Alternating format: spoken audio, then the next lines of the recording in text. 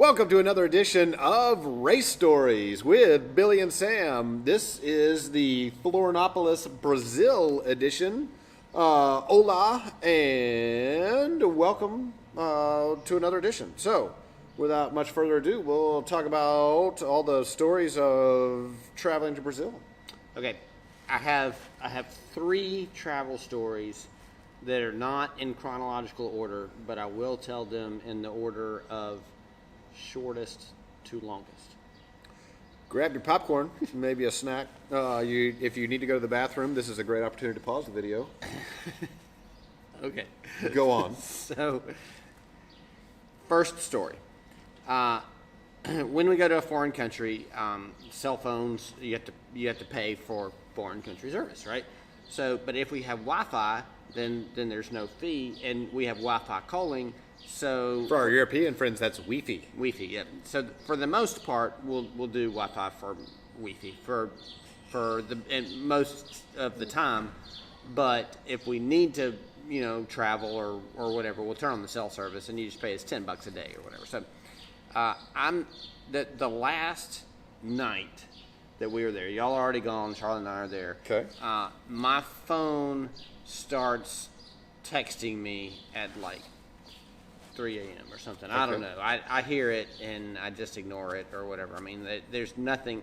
I mean, Brazil is 1 hour ahead of Eastern time, meaning that there's nobody that's texting me at 3 in the morning that's important at all. So I didn't even check it. I get up the next morning and Apple had sent a software update. Okay, so you got the whole software update, the phone resets, the phone turns back on, cuts off, cuts back on. When it cuts back on, it's not an airplane mode. Oh, no. So if it's not an airplane mode, then it charges you or whatever. So I chuckle about it because we were leaving that day anyway, and we were going to need the cell service. We were going to have to turn it on anyway. It was no big deal. But the first text was Apple telling me the software had been updated. And then the next two texts were Verizon telling me that, hey, we just charged you $10 Yeah, for welcome to Brazil or whatever. No big deal. So, because we're leaving and we're going to be on a plane. 24 hours after that 3 a.m. we're going to be out of Brazil. It doesn't matter. So, fast forward to we get on the plane, and phone's on the plane, on charger, whatever. I do not put it in airplane mode. Okay. Because you're on an airplane and not over the ocean. Right, yeah. So it shouldn't matter. So I get home and because you get back to the US and you're in regular. I did not put it in airplane mode on purpose. I just forgot. I was on the charger or whatever. And I get a text that said, "Welcome to Colombia."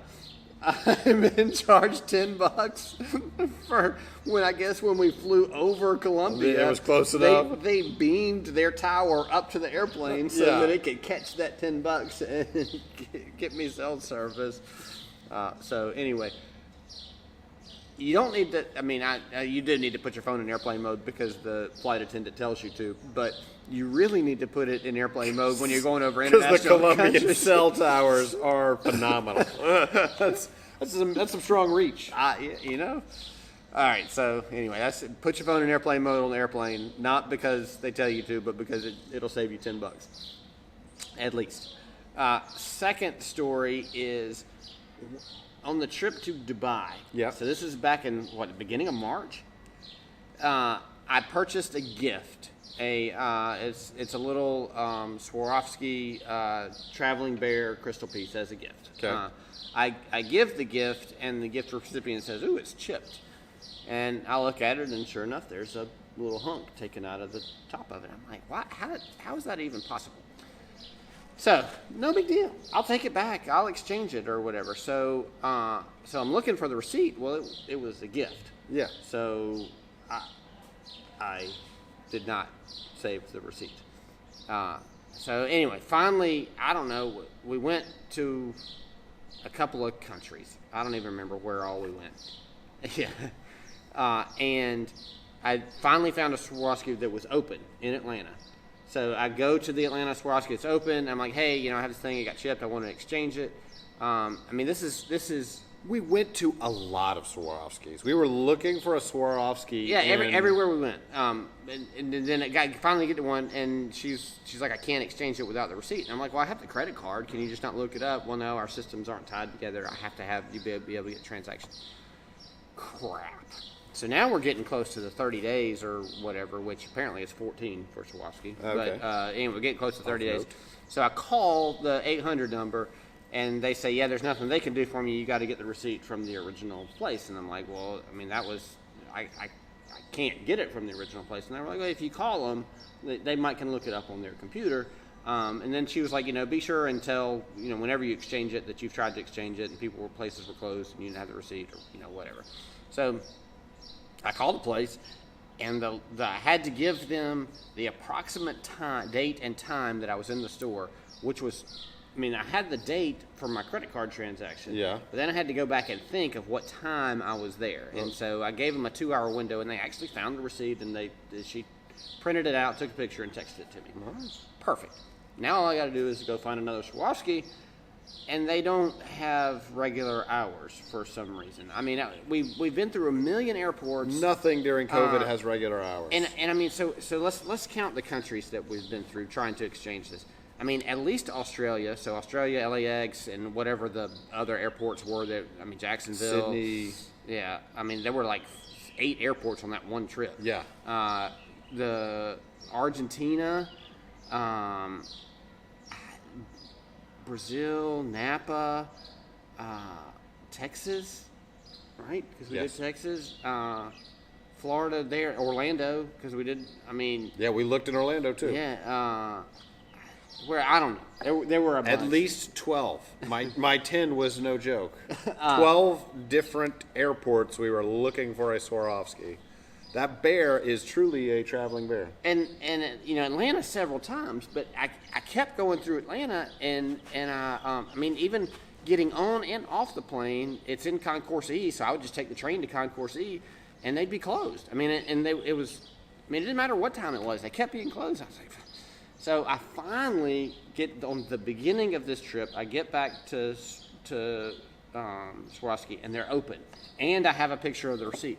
Oh. But now it's what? So I asked them if they have it in stock. Yes, they have it in stock. Okay, well, I need to change it out, and I have the picture of the receipt. And the girl's like, well, I have to have the physical receipt to be able to do it. And I'm like, well, this is what they gave me. And she was like, and it's been longer than past the return pay. And I was like, oh, well, I talked to the lady on the phone, and she said, be able to tell you blah blah blah.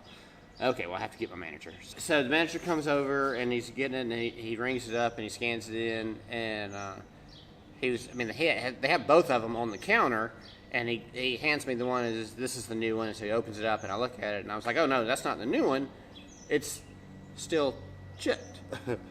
and so I don't know if you could see this, but this is the little figurine. It's a traveling bear, and they only have it at airports. That's what makes this unique. So it's not like you can change it out at any other Swarovski. It's exclusive just to airports.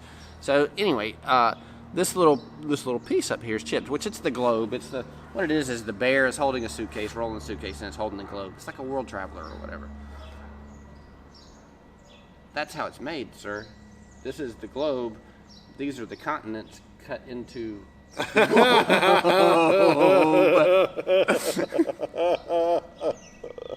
So I've been traveling around with that guy for 2 months trying to trade him out, and there's nothing wrong with it.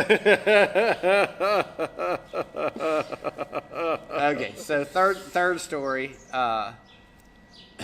You're looking at your time. I see. Wanted to just moving right along here. Remember, I said that they were in the order of length. Oh dear Lord! So this one's even longer. If I fall asleep, you guys just wake me up.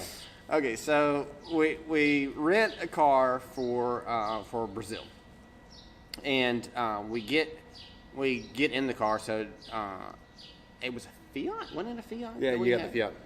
No, it was Rennwald or what? Lion.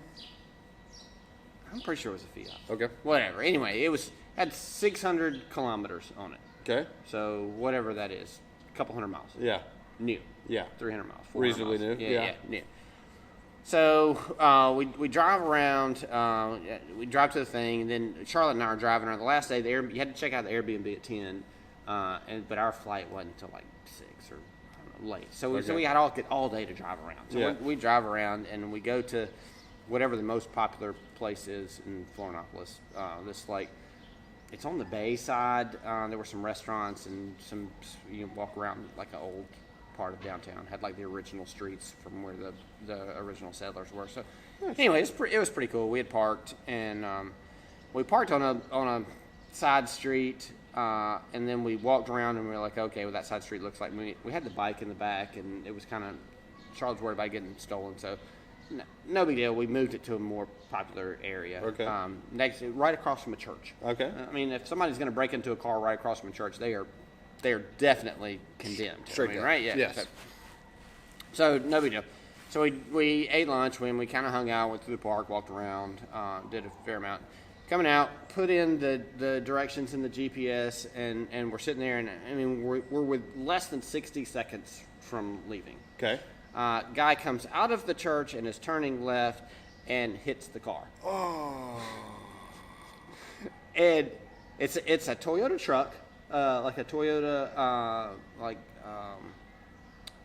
not the big truck, the Tacoma, but okay. I don't know. I mean, I guess it could have been Hilux. I don't think that's what it said on it. Anyway, whatever. Relatively new, and I mean, I still don't know how he hit it. I mean, we're parked, and he hits the edge of the car. Remember, we're in Brazil. Portuguese is spoken, and there is a communication barrier. So I'm looking at him, and I'm like, what the heck? I mean, because I'm in the car, and so I get out of the car, and he starts to pull off, and Charlotte's out there, and she's like, no, you're not leaving. Well, he was just pulling into a parking space, but anyway. So I take a picture of the car, I take a picture of his tag, and I take a picture of his car right away, just in case there were any issues. Yeah. At least we had all of that. They only speak Portuguese. We only speak English. He's in like board shorts, and he's got two ladies with him, and clearly they're there on vacation, or for a beach day, or I don't know. Whatever. And I still don't know how he hit us, but anyway, all right. They call one of their friends that speaks English. Okay. Can do the translation. Very nice. Yeah, it was very nice, super nice. Well, you're supposed to call the police and the insurance company. The insurance company, I guess, sends somebody out there to right then to do the right. How much time do you have? Well, we've got to get to the airport, but we have some time. Well, how much? About an hour. You don't have enough time, or you don't have very much time, or something like that. Well, how much time does it take to do an accident report? I mean, it didn't tear up the car. What it did was it scratched so it was the corner of his bumper hitting the corner of this bumper, and it took some paint off. Okay. And kind of scratched the bumper up or whatever. I mean, it was enough where it wasn't just going to buff out. Yeah. And it's a brand new car. Yeah. So, all right. So, long story short, we end up. He's going to drive to the airport with us. Okay. Like, take his car to the airport so that we can turn in the car and settle it all right there at the insurance thing. Awesome, because we had no idea how to do this here. Right. 45 minutes away is the airport. Okay. There's a lot of places to get separated because he's in his car and we're in our car in between here and the airport. He ends up getting, 10, 12 cars ahead of us because, we're going through town and traffic. And, I mean, you could tell that he wasn't trying to leave us, but at any point he could have left us, and we had his tag number, but what were we going to do? So we get to the airport, and, there's a guy at the rental car place that speaks English and Portuguese, and so he's out there, and he's talking, and he's like, well, this guy has insurance on his car, but we don't take his insurance. And I didn't purchase the insurance. I mean, we never purchased the extra insurance. I mean, we have the credit card would cover it, or the extra insurance is just an extra expense. So we didn't purchase. He said, so you have to pay for it. No, we don't have to pay for it. He drove with us here, so he could pay for it. Yeah. And he was like, but we don't take, if we were to take insurance, the insurance would have to come look at it, and we'd be without the car for a few days, and we can't do that. And I mean, I get that. I understand that all that. And I was like, okay, well, what if he just paid for the damage and then filed it with his insurance? Would that work? And so they talking, and they were like, yeah, he could do that, and he agreed to do that. And I'm like, how much do you think it might be? And he's looking at it, this guy looking at it, and he's like, I don't know, maybe 300-400 reals. And I was like, oh, okay, well, that's not so bad. It's like $100. Yeah. And I was like, oh, okay. And so since we drove straight to the airport, I didn't get gas because, I didn't want to lose him. No. And he was like, he said, so he's checking in the car, and he's like, it's not full. I was like, yeah, I know. I drove straight to the airport. And I was like, do I need to go get gas? And he was like, it would be better because gas is pretty expensive if you get it here. And so he typed in the directions in my phone, no big deal. It was 8 minutes away. So I'll go 8 minutes, get the gas, 8 minutes back. But, it takes about 30 minutes total for the whole thing. And I get it, and the guy's still there. I'm like, what's going on? Why is he still here? And he had told Charlotte something in Portuguese that didn't make any sense.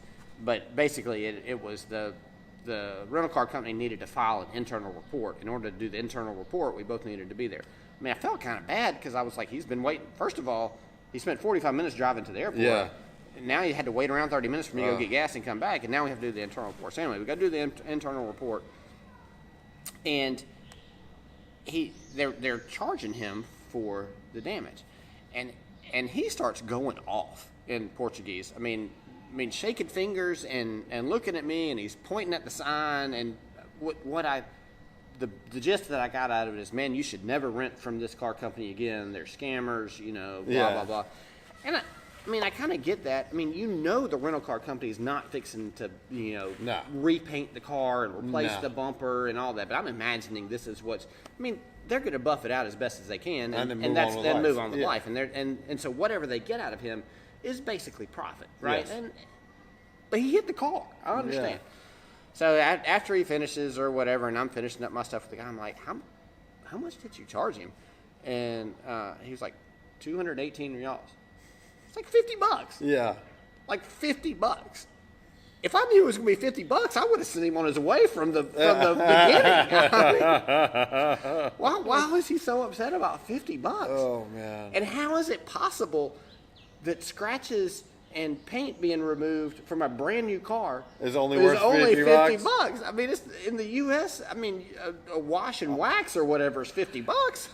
A new bumper, that's $1,800 on a car, easy. Yeah, that's kind of where I was at. I was like, anyway, so that worked out. Wow. Yeah.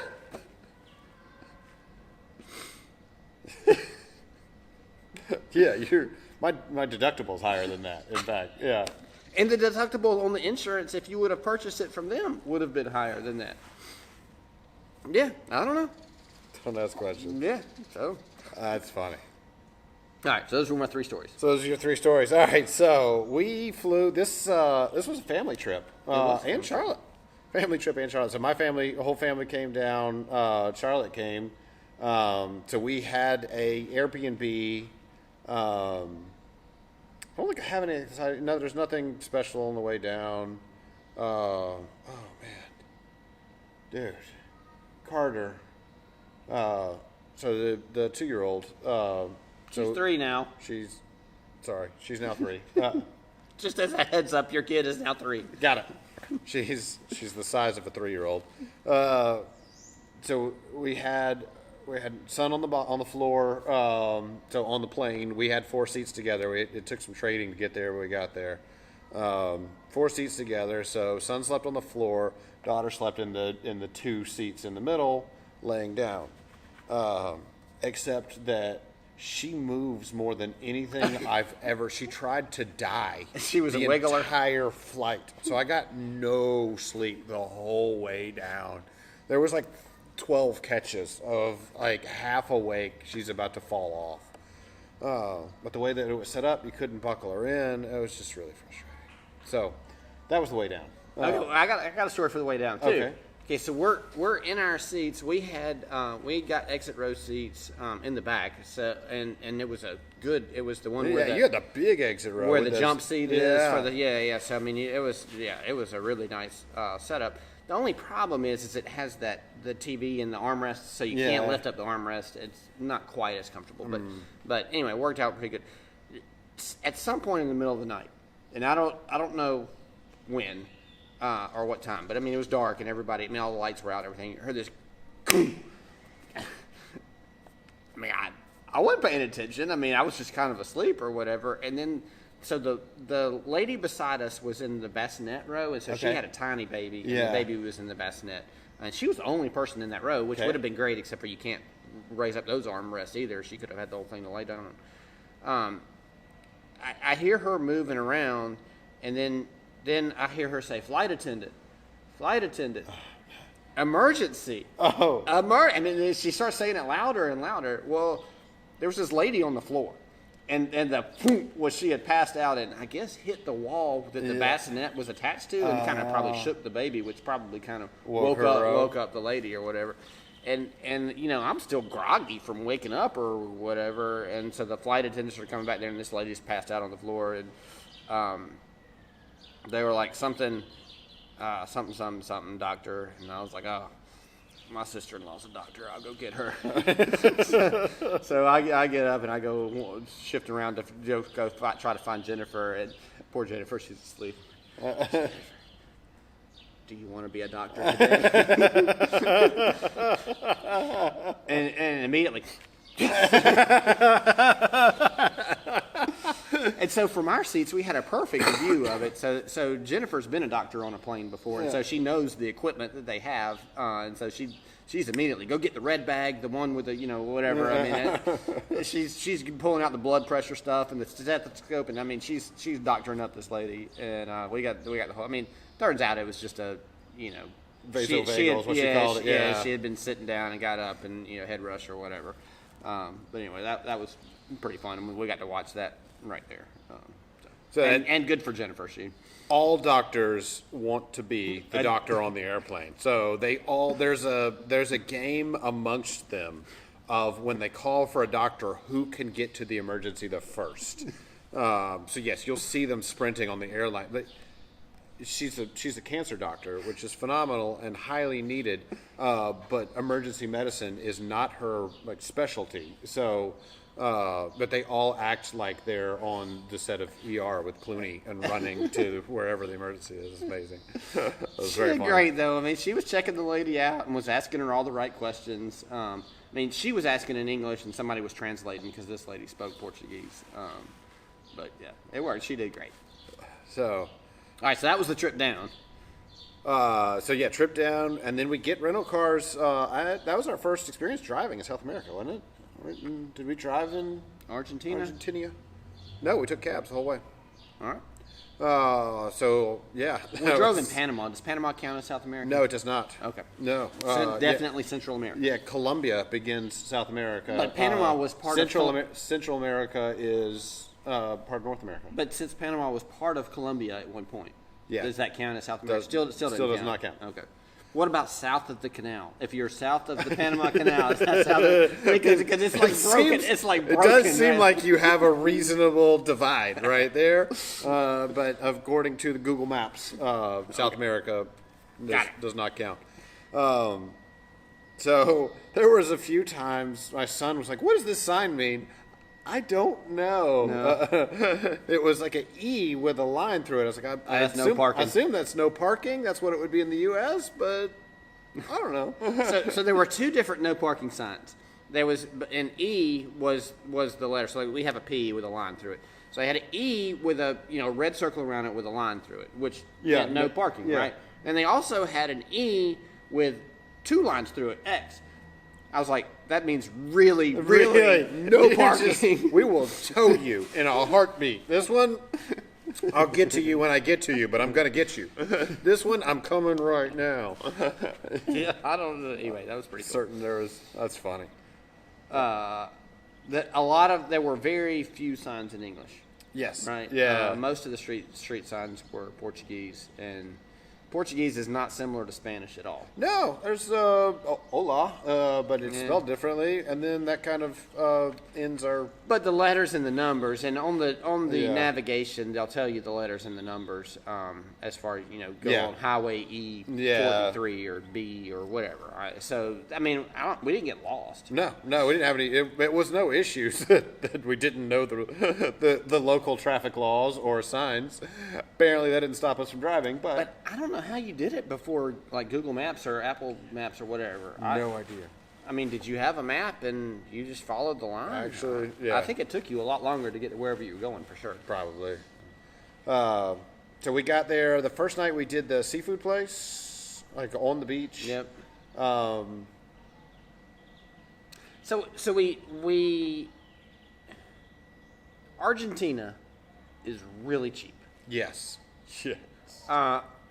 So I Googled Brazil. How cheap is Brazil? And one of the first things that came up is you should be able to travel through Brazil on $20 a day. Okay. So for a 14-day trip, $280 should be enough. Okay.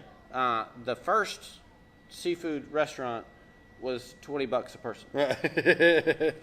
So I mean, you're in the beach. Yeah. So you got beach prices. So you got beach prices. And this was one of the nicer restaurants. I mean, because the dude that stayed in the condo down the hall said that that's a nice restaurant, but it's pricey. Yeah. So, I mean, this was one of the more expensive restaurants.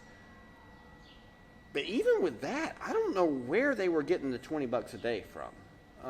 Because, I mean, maybe if you just ate at grocery stores or something. They said cafes and something else were cheap. And, I mean, the food was cheap. I mean, we ate lunch one day, just me and Charlotte, and it was twice as much food as we could eat. I mean, it was enough for 4 people, and I think it was like $30 total. Yeah. So, I mean, maybe if you were to get that and split it, I don't know. But it was cheaper than the U.S., but definitely not as cheap as Argentina. No. Yeah, I'll absolutely agree with that. So, fairly affordable. We went down, so we go to the beach the first day. Boogie board a little bit, buried in the sand it had a little nice bit. waves. That was a good beach. So we ate on the beach for lunch that day, and I have no idea how much that was. I mean, it was cheaper than the other place, but it wasn't. I mean, Yeah, it was again, like a seafood platter, like shrimp, full prawn, shrimp. I mean, it was massive. Fish. Yeah, There was no chicken. there was so chicken. But yeah, you sat in the sand. I mean, it's great. Yeah. Yeah, fantastic. this was basically a beach vacation. There were a bunch of people practice swimming. Yes. Probably the most we've ever Yes, seen. they were Hundreds, serious. 200 people. I mean, constantly Practice. people were Going out and swimming. So we went out, no wetsuit. Everybody else had their wetsuits on, so we obviously felt special. So this was first round of the new tri-suit. And worked out. Fun. No problems. So yeah, nothing really exciting that day. What did you do for dinner that night? Oh, that was lasagna. So we got stuff from the grocery store there. We ended up one night going to get pizza, and their pizza is different than our pizza. But it was like an all-you-can-eat buffet, and they would fix whatever pizza you want and bring it to you. But they were Yeah, their pizzas they're like were 10-inch or maybe 12-inch total. But I mean, it was like a block of cheese on top of that joker. That thing was thick and not much crust. sauce. Yeah, Not much very sauce. little sauce. Well, a lot of tonnage. I mean, which we got the 4-cheese pizza. Yeah. So it was, instead of regular cheese I was- divided up 4 ways, it was 4 different layers of Fat me was not upset at Yeah, it the was- amount of cheese. I was thoroughly enjoying myself. But it had like a salad bar buffet with a whole bunch of other stuff on it. Yeah, because we got the battered what I was hoping was onion rings, but I felt like was not going to be onion rings, and it was calamari, okay. which is at the not at the pizza place, but at the lunch place Yeah. or whatever. And then at the pizza place, they had actual onion rings, yeah. so that was nice. So the way this beach is set up, it's like a rocky peninsula, like a mountain. Okay. The beach and another mountain. Okay. Right. Yeah. And yeah. so you could walk You're the in a entire. cove. It was between 2 and 3 miles total Okay. of beach in between the two rocks. But you could go up and hike into the rocks, and so Charlotte and I did that day that we were there by ourselves. Hiked into the rocks, and wonderful views because you could, since it was on the peninsula, you looked back at the beach in the city, and so that was pretty cool. Anything else? Any other travel stories on there? No, All nothing exciting. So the way home. On the way home. So my way home. So I flew out the day of the race, or the night of the race. So I've gotten up at whatever. Oh, I got woken up that morning, didn't I? Yes. Oh, race morning. Race morning. So race morning. We figured out what time we wanted to be there and what time, and I was like, all right, I can wake up at 4:45. And Sam was like, you can wake up at 4:45, but I'm getting up at 4. All right, so whatever. I'm still getting up at 4:45. I'm getting up at 4. I'm all excited. I've got 2 alarms set on the phone. Plug in the phone, go to bed. So I get up at 4:45, and I'm eating my Lucky Charms, and getting ready, and I hear Sam in there coughing. So I figured that he's up getting dressed or whatever. Maybe he's already eaten his Lucky Charms. I don't know. I don't know what's going on, but I hear him coughing. So I go upstairs, finish getting dressed, come back down. Now it's after 5, a few minutes after 5. Sam's still not out, so I go in there, and he's still in the bed asleep. I'm like, I slept through 2 alarms. I'm like, hey, man. It's time to get Sam's up. like,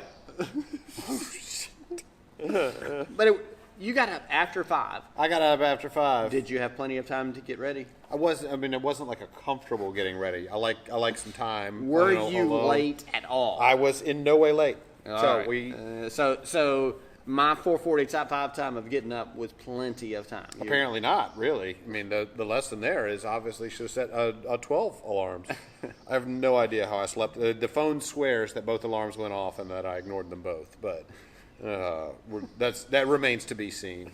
We have ignored alarms before. I don't remember where, but not race alarms. We're usually pretty good about race alarms. Yeah. All right. So anyway, so you got woke up. So it's been a long day. So long day. Long day. Drive back. I don't have anything nearly that ambitious. Get to the airport. He's checking in the bags. He checks in the suitcases first, and then we have 1 bag of car seats and the bike. So he shows us he's tagged the suitcases all the way through. He then tags the bike bag and the car seats, and then the kids are being kids. But so I take them and we go roll the bags over to go to oversized luggage. So Jennifer finishes up and we go to. But the guy says, "Hey, I can't check you into into Delta. So this is LATM. I can't check you into Delta. You'll have to do that in Sao Paulo." So we fly Florianopolis to Sao Paulo to Atlanta, Atlanta to Jax. So we fly up to Sao Paulo, and that airport is big. That was Jennifer's first experience in a foreign airport of that size where nothing is connected. So you've got to walk just forever. We're used to it. That's the standard for airports. Atlanta is the exception, so we're spoiled. Everybody that flies through Atlanta, you probably hate it, but you need to go through some foreign. No idea how good that thing is. It's a really good airport. So we get out, and then of course we have to leave security. That's annoying because there's nobody that can help us. We have to go to the gate agent for Delta. So we go to the gate agent for Delta, or we go do them on the computer. Yeah, we'll just use this console right here. It'll be fine. It's like, dude, let's go deal with the gate agent. Let's go deal with the gate agent. No. Excuse me. So we do it, and she says she only has 2 bags. I have 0 bags.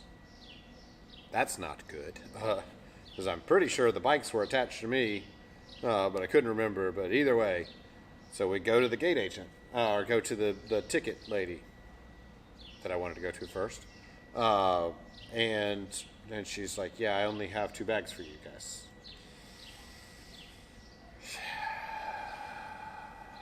All right, so you woosa and go. We run to the. I just leave them there. I'm like, listen, she told me where the lost bags was for LATM. Go up to them. And that dude does not speak English, which is just super helpful. So this is in Sao Paulo, a big airport. As it turned out, though they couldn't find the bags. They found one after 15 minutes. We didn't have it wasn't a tight connection, but it was getting tighter. And the lady was like, dude, you have, so by the time Jennifer got there, I had 25 minutes to locate the bags and get them to Delta, or it was not going to happen. And the guy's like, dude, we can't find that bag. Yeah, the other bag is my bike, and I need that bike. Mind you, we've heard horror stories from stuff getting stolen in Brazil. Be sure to Yeah. keep all your stuff close. You get pickpocketed, stuff just gets stolen, blah, blah, blah. So the assumption here is somebody stole the bike. Yeah, it's crap. So, I mean, half of my problem was I have another bicycle because we had, I'd always planned for emergencies, but I didn't have another bike bag. And so I had a giant bike box, and then we've got to go to Europe for 3 weeks after this, 3 weekends, travel all over Europe, and the bike box was not going to work. So I was just, oh man, what a headache. But don't forget, I have Megan's bike, and I mean the only problem was my derailleur hanger. But as long as I could get that replaced, we had planned B, C, and D. And by that time, I had already emailed the bike shop, and he had already told me that he had them in stock. So we were good, but it was going to be me checking two bikes to Europe. But whatever. So. And then riding the wrong sizes. The whole thing would have not been fun. But so finally we have to give up because we have to go physically get on the airplane.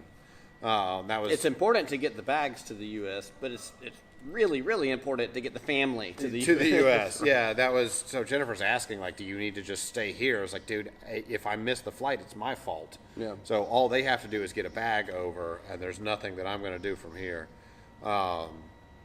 So I had an inkling. We walked, like when we walked to the Delta terminal, we walked past bag claim. So I had an inkling as I was walking past that we should look and make sure there's no bags of ours there. And as it turns out, yes, we should. That's where they were. So fast forward to the plane. There's nothing that can be done, and I'm tired and grouchy because we're flying out late. So I had used one global upgrade certificate, and given it to Jennifer because she was going to try to work the next day. So I said, hey, why don't you get the lay down seat and enjoy? They couldn't guarantee me the lay down seat. All right, that it's sold out, but lots of people miss this flight, so it's possible. So we'll see. So we're there waiting in line to get all our paperwork stuff done and hear my name over the intercom. Like, is this about the bike? Is this what's going on? So go up there and like, hey, you're upgraded. And since you have a minor with you, we upgraded them too. Sweet. Cool. We got 2 lay down seats. Kids are in the back. So there begins the debate. So you have a 3-year-old and a 4-year-old who's almost 5, yes, really. Yeah. I mean, basically ready for college. Right. Do you leave the kids alone for a 10-hour flight? They're not going anywhere. We're on a plane. No is the answer. Would they have let you use them as a teddy bear and y'all had snuggled in the lay down seat together? No is the answer. So I volunteer. I was like, listen, I'll take the 3-year-old, and because she's not gonna do great. The lay down seat she may rotate out of anyway. So I'll take her and deal with that. As much as she wiggles. Yes. You get some sleep. So I was like, my one request. I want the dinner. He's not going to care what they eat, and I want the first class meal. Okay. So they serve us in the back. So I've got my plate and I walk it up there, and then of course flight attendant absolutely puts a stop to me going up there. I do not need to be with the fancy people. I was like, well, this is for my son. Will you bring it to him? Sure, no problem. So brings him the dinner. So You're waiting on your first class meal. Waiting on my first, That never which, as it comes. turns out, was short ribs. I would have thoroughly enjoyed. No meal is forthcoming. So I didn't have lunch. We didn't get an opportunity to go to the lounges because I was dealing with my bike.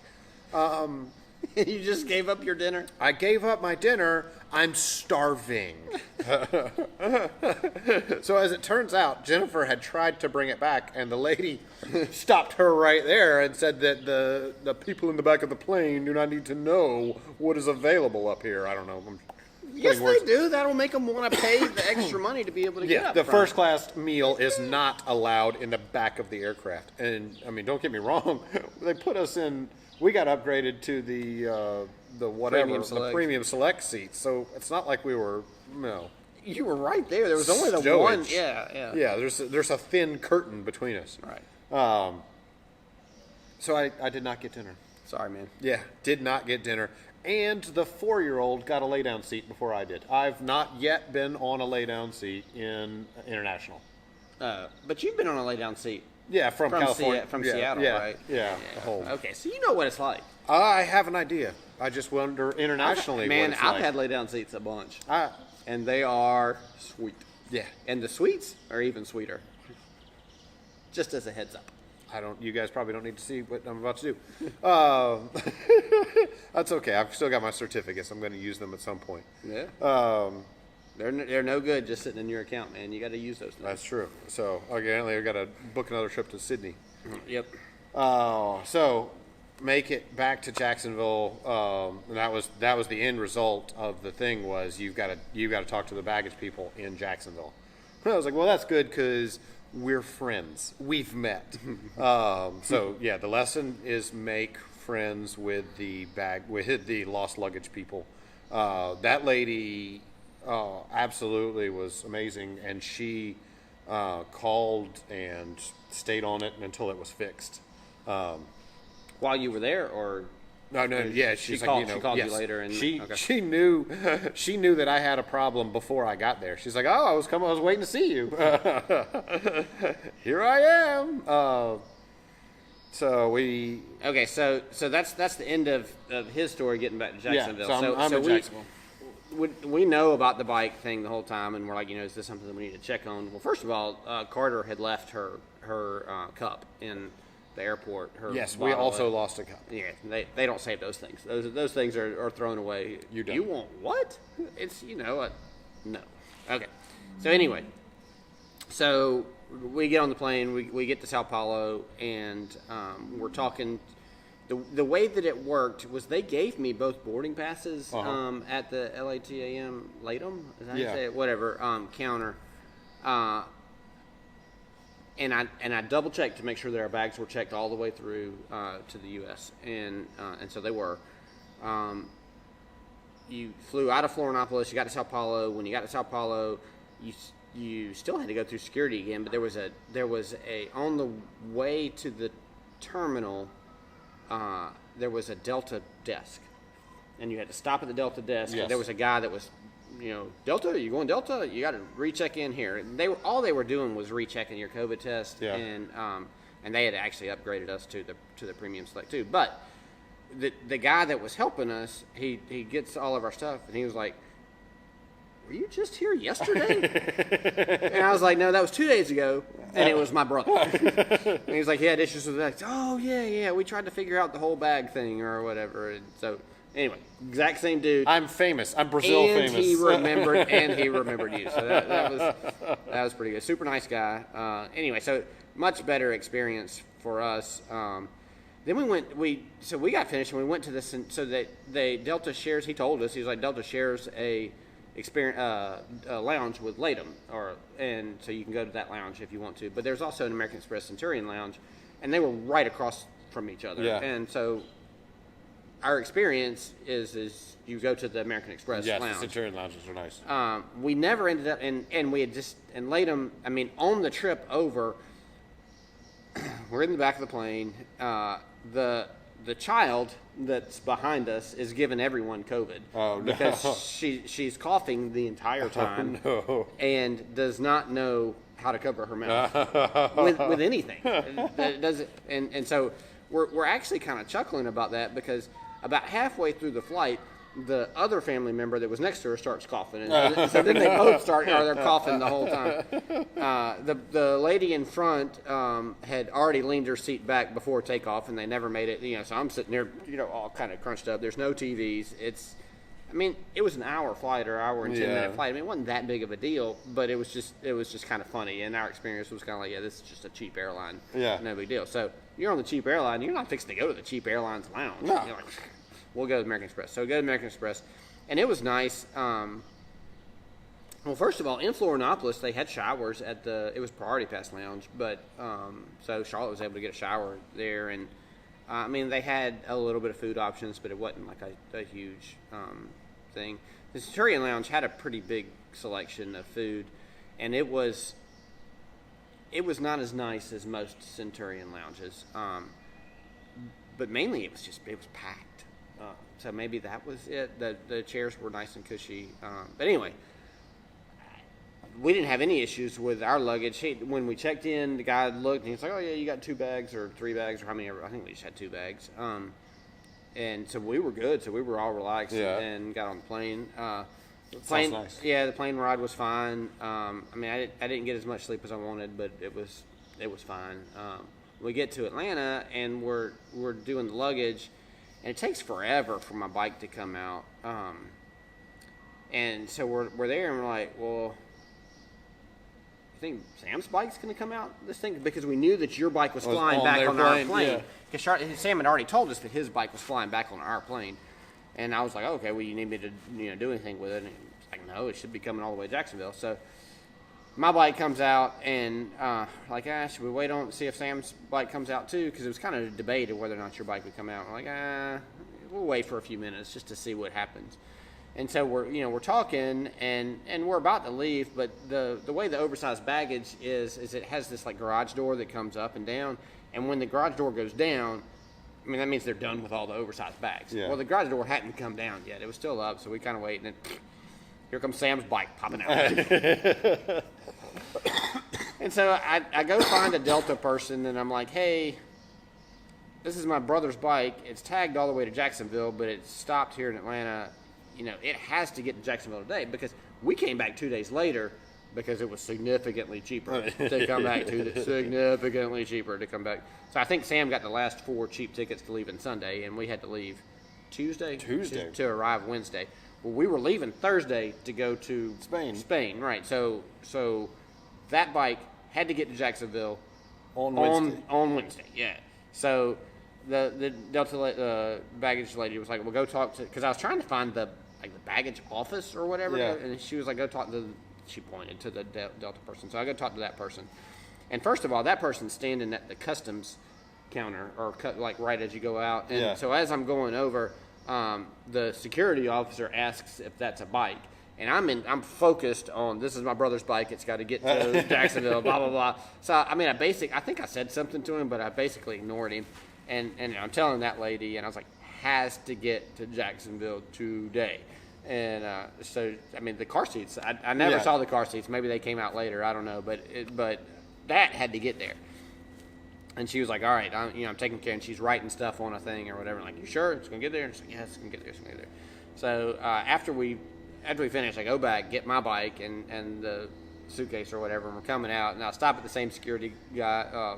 This wasn't a security guy. This was, he was in full customs gear. The bulletproof. Yeah. He was. Sir. I was like, sir, I'm so sorry. I basically ignored you. I apologize. Yes, this is a bike. And we had a conversation about bikes and the triathlons and, what we were doing because he had seen a few come through and all that. So, he was cool. I don't think he was mad at me. Yeah. He was just curious about what that because it is an unusual. We've had people, probably the funniest. Equipment. Yeah, the band. And we've got that twice. Yeah. Is that band equipment? But anyway, so I'm just glad we look cool enough to carry around band equipment. So it ended up the bike did get there in time, correct? It did, and so it all worked out. But that was kind of the trip. Man, that was a stressful few days. I was working on my contingencies, and I was not happy. Yeah, it was not stressful for me at all because we were at the beach. We were at the beach relaxing, going on hikes in the mountain, laying out on the beach. Sounds nice, man. Yeah, man, checking out the beach goers as they were coming and going. It was a stressful 24 hours that I was in the U.S. because I had to get everything done. Man, I can only imagine what your list looked like. I mean, yeah, so... So that was our adventures in Brazil. Yeah. Stay tuned for we go to Europe, or I guess we're now in Europe. But we stay in Europe for 3 weekends, like 15 longer than that, maybe 20 days. It's not 20. Let's see. We left on the 29th. 28th. Did we leave on the 28th? We left on the 28th, and Yeah. we're arriving back on on the 16th. So what's that? 18 days? I'm sorry. 19 days. So I'm off by a day. Forgive me. Well, okay. But we're not in Europe. We're only in Europe because 2 of those days are travel days, right? So you're in Europe for the 13 to 15 days or 14 to 6. All right. Anyway. So we're out of the U.S. for 19 days and 12 hours and 6 minutes or whatever it is. So stay tuned. We'll shoot these things as we roll. So we're in Spain right now. With the giant rock wall at our... Yeah, I don't know if you guys can fully appreciate. We are in a quarry, pretty much. They dug this out and built our hotel. So stay tuned for those stories. So thanks so much for watching. We appreciate it. See you soon. See you soon.